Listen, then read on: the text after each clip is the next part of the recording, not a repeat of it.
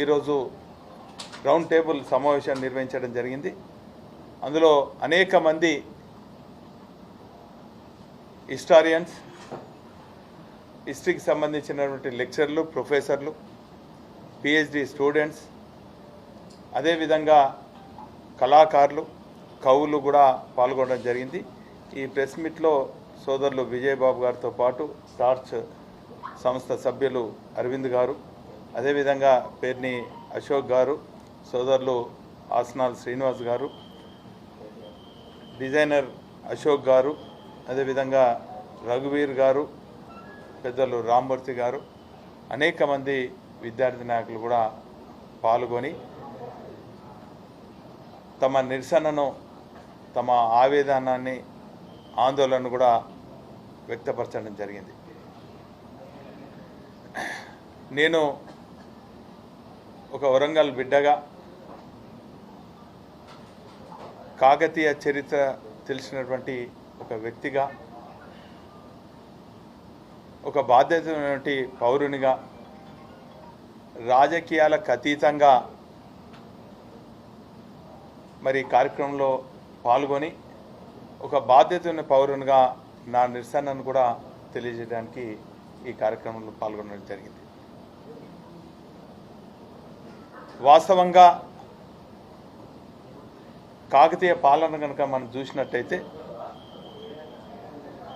చరిత్రకారులు చెప్పిన విషయాలైతేనేమి, వాస్తవంగా మనము దగ్గర నుంచి ఒక ప్రజాప్రతినిధిగా అధ్యయనం చేసినటువంటి వ్యక్తిగా చూసినట్టయితే వారి పాలన అంతా కూడా ప్రజలకు మెచ్చే విధంగా, ప్రజలు నచ్చే విధంగా, ప్రజల అభ్యున్నతి పాటుపడే విధంగానే ఉన్నదని భావించే వ్యక్తుల్లో నేనొక్కడిని. ముఖ్యంగా వారి పాలన అంతా కూడా 3 టీలపై ఆధారపడి ఉన్నది. ఎక్కడ కాకతీయుల పాలన చూసినా కూడా వారి పాలనలో ఆ ప్రాంతంలో టౌన్స్, టెంపుల్స్, ట్యాంక్స్, అంటే ఎక్కడైతే ప్రజలు నివసిస్తారో ఆ టౌన్లో ఆ ప్రజానీకానికి కావలసినటువంటి, అప్పుడు ముఖ్యంగా వ్యవసాయం ఆధారంగా ఉన్నటువంటి ప్రజా జీవనం కాబట్టి ఆ వ్యవసాయానికి ఆధారపడినటువంటి అవసరమైనటువంటి నీళ్లు సమకూర్చేదానికి వారు ఒక సైంటిఫిక్ రీజన్తో మరి అక్కడ ట్యాంకులు ఏర్పాటు చేయడం జరిగింది. ఆ తదుపరి ఒక మానవ జాతి అంతా కూడా, ప్రజానీకం అంతా కూడా ఒక క్రమశిక్షణతోని తమ జీవనం సాగించాలని చెప్పి ఇంతకుముందే ప్రొఫెసర్ విజయబాబా గారు చెప్పడం జరిగింది. గుళ్ళ నిర్మాణం అంటే మూఢనమ్మకం కాదు, ఒక గాఢ నమ్మకం. ఒక మనిషి జీవితంలో మంచి చెడు తెలుసుకొని తన జీవన ప్రయాణం సక్రమంగా జరగాలంటే ఒక ఆధ్యాత్మిక కేంద్రంగా మరి గుళ్ళు అయితేనేమి, మసీదులు అయితేమి, మందిరాలు అయితేనే ఉంటాయి. కాబట్టి ఆ రోజులలో వాళ్ళు నమ్ముకున్నటువంటి అనేక శివాలయాలను కూడా నిర్మాణం చేపట్టడం జరిగింది. అంటే వాళ్ళు చెప్పాలంటే ప్రజలకు ఉపయోగపడే పాలన చేసింది తప్ప ప్రజలను నయవంచన చేసో, హింసించో, రకరకాలుగా వేధించో మాత్రం చేయలే అని చెప్పి చరిత్రకారులు మరి చెప్పడం జరిగింది. అందులో భాగంగా చూసినట్టయితే వేలాది గొలుసు కట్టు చెరువులన్నీ కూడా పునర్నిర్మాణం జరిగింది.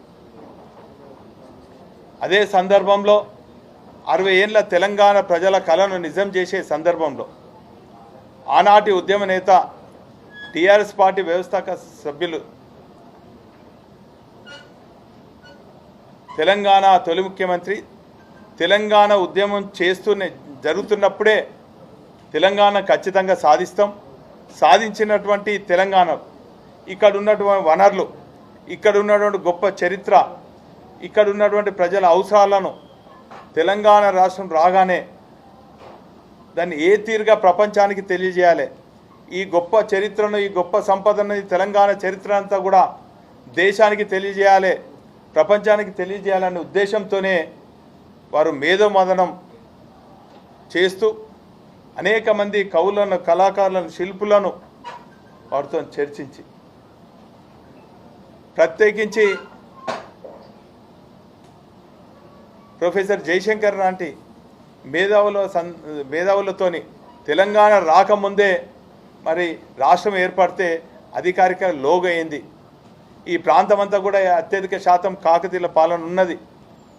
మరి గొలుసుకట్టు చెరువులన్నీ కూడా ఏ తీరుగా పునర్నిర్మాణం చేయాలని చెప్పి తపనతోని మరి మిషన్ కాకతీయ అని చెప్పి కాకతీయులు వాడినటువంటి తోరణాలు, ఈ 4 తోరణాలు ఏదో స్వాగత తోరణమో విజయ తోరణమో సరే ఇవన్నీ కూడా వాటితో పాటు అనేక అంశాలను కూడా ఆ తోరణాలలో వారు ఇమిడి ఉన్నటువంటి సత్యాన్ని చరిత్రకారులు చెప్పడం జరిగింది.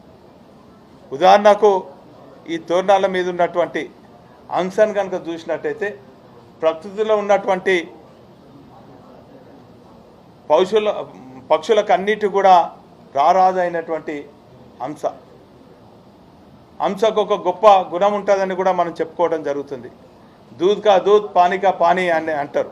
మరి అంత గొప్ప పక్షులకే రారాజైనటువంటి అంశాన్ని కూడా ఆ శిల్పం పైన ఉండటం జరిగింది. అదేవిధంగా ఈ రోజులలో రైతే రాజ్యం అంటాం. ఆ రోజులలో ఆ అంశ కింద ఒక రైతు మరి అంశను పట్టుకునే విధంగా మరి అక్కడ అమర్చడం జరిగింది. ఇదే కాకుండా మరి ముసళ్ళు అన్నీ కూడా స్వచ్ఛమైన నీళ్ళలో ఉంటుందని చెప్పి మరి అనేక మంది ప్రకృతి ప్రేమికులు చెప్పడం జరుగుతుంది. మరి అటువంటి సందర్భంలో ఈ ప్రాంతమంతా కూడా ముసళ్ళకు మరి నిలయం. అదేవిధంగా ముసళ్ళు కూడా మరి కాకతీయులు వారు పాలించినటువంటి ప్రాంతంలో శత్రువులు రాకుండా కూడా ఆపగలుగుతాయని చెప్పి ఆ ముసళ్ళను కూడా ఆ తోరణంలో మరి ఇమిడి ఉన్నటువంటి విషయాన్ని అంటే ఈ తీరుగా చూసినట్టయితే దాన్ని కళ్ళతోని చూస్తే అదేదో తెలంగాణ రాష్ట్రం ఏర్పడిన తర్వాత కేసీఆర్ గారు తెచ్చిపెట్టిన అనేది కనబడుతుంది. కానీ వాస్తవంగా ఈ తోరణాన్ని దయచేసి కళ్ళతోని చూడకండి. పాలకులకు విజ్ఞప్తి, కాంగ్రెస్ నాయకులకు విజ్ఞప్తి, ఈ తోరణాన్ని కానీ కాకతీయ తోరణం కానీ చార్మినార్ని కానీ ఈ 2 అధికార లోగోలను కళ్ళతో చూడకండి, మనసు పెట్టి చూడండి. చరిత్రకారులతో మీకు చరిత్ర తెలియకుంటే తెలియని విషయాలు చరిత్రకారులతో తెలుసుకోండి. ఈ ప్రాంతం అంతా కూడా పర్యటించండి. ఈ ప్రాంతంలో కాకతీయుల పాలన గురించి తెలుసుకోండి. ఇక్కడ ప్రజల అభిప్రాయాలు తెలుసుకోండి, ప్రజల మనోభావాలు తెలుసుకొని మీరు నిర్ణయం తీసుకోవాలి తప్ప ఇదేదో కేసీఆర్ గారు చెప్పిననో కేసీఆర్ గారు తొలి ముఖ్యమంత్రి కాబట్టే ఇది ఆయన నిర్ణయం తీసుకున్నాను అనుకుంటున్నారు. ఇది కేసీఆర్ గారు తీసుకున్న నిర్ణయం కాదు.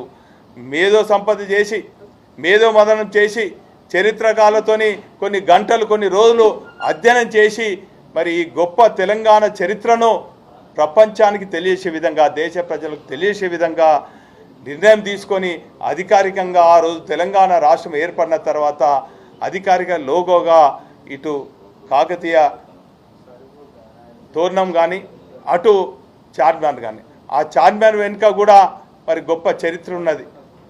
మరి ఆ రోజు నిజాం కాలంలో మరి ప్లేగ్ వ్యాధి వస్తే వేలాది మంది చనిపోతే ఆ ప్లేగ్ వ్యాధిని నిర్మూలన తర్వాత మరి ఆ చిహ్నంగా పెట్టినటువంటి చార్మినార్ ఈరోజు అదేదో ముస్లిం చెందింది అనుకుంటున్నారు, కానే కాదు.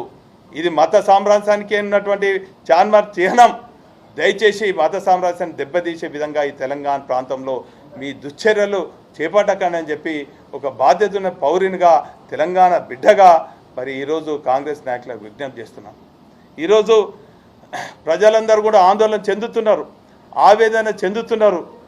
మరి ఈ తుగ్లక్ పనులు కనుక ఈ ఆపకుంటే ఈరోజు మరి రాష్ట్ర లోగో నుంచి చార్మినార్ కాకతీయ తోరణం పోతుంది, రెండోసారి చార్మినార్ లోగో పోతుంది. ఆ తదుపరి కాకతీయులు నిర్మాణం చేపట్టినటువంటి సమైక్య రాష్ట్రంలో అన్నీ కూడా ఎడారిగా ఉన్నటువంటి చెరువులన్నింటిని కూడా తెలంగాణ రాష్ట్రం ఏర్పడిన తర్వాత మిషన్ కాకతీయ పేరిట తెలంగాణ తొలి ముఖ్యమంత్రి కేసీఆర్ గారు తవ్వించినటువంటి వేలాది చెరువులన్నీ కూడా మీరు పూడుస్తారా అని చెప్పి తెలంగాణ రైతాంగంలో ఒక ఆందోళన ఉన్నది. తెలంగాణ ప్రజల్లో ఒక ఆవేదన ఉన్నది. మొన్ననే కేసీఆర్ గారు కృషి ఫలితంగా అనేక మంది మా రామప్ప దేవాలయానికి యునెస్కో గుర్తింపు రావాలంటే దానికి గుర్తింపు వచ్చిన తర్వాత దాన్ని ఏమైనా ఆ గుర్తింపు కూడా రద్దు చేస్తారా, లేక మా భద్రకాళమ్మ ఆలయాన్ని ఏమైనా మూస్తారా, వేస్తంబల ఆలయాన్ని ఏమైనా కూల్స్తారా అనేది ఒక ఆందోళన చెందుతున్నారు. కాబట్టి దయచేసి ఈ ఆందోళనకు స్వస్తి పలకాలే. మరి ఈ తీసుకున్నటువంటి నిర్ణయాన్ని తక్షణమే మీరు విరమించుకోవాలి.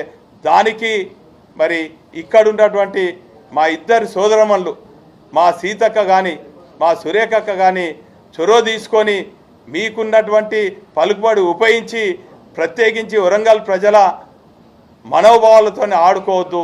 మీకున్న పలుకుబడి రేవంత్ దగ్గర ఉపయోగించి ఈ తుగ్లక్ నిర్ణయాన్ని వెనుక తీసుకోవాలని చెప్పి విజ్ఞప్తి చేస్తున్నాం, హెచ్చరిస్తున్నాం.